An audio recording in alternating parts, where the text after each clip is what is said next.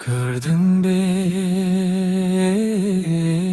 жоқ, көруім керек пе еді, қазір бәрін айтамын.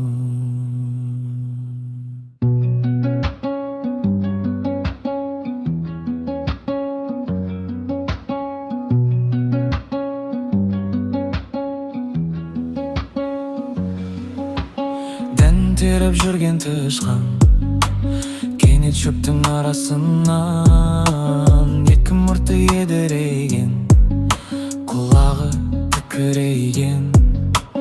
Тарғыл бала мысықтың өзіне төніп келе жатқанын көрді де тым-тырақай қашты. Бала мысық тұра қуды, зәресі ұшқан, тышқан қашқан, бойын үніне кіріп кетті. Бала мысық сыртта қалды, бірақ үнге кірген тышқанға үн түбінен жылтырай жарқыраған екі көз көрінді. Мәссаған жылан екен, тышқанды жеу үшін оның үніне кірген жылан. Енді тышқанды көре салысымен оған тап берді. Үннің аузына қарай жүгіріп келе жатқан мысық та мұны көріп қалды. Тышқанның үнінде жылан барын, енді оның тышқанды жеп қоятынын көрді де лезде ойына бір амал түсті. Үннің аузына жеткен мысық көре берісінің алдына жатып алды да жай ғана мияу деді. Мияу, бұл мияудың не үшін қажет болғанын білесіңдер ме?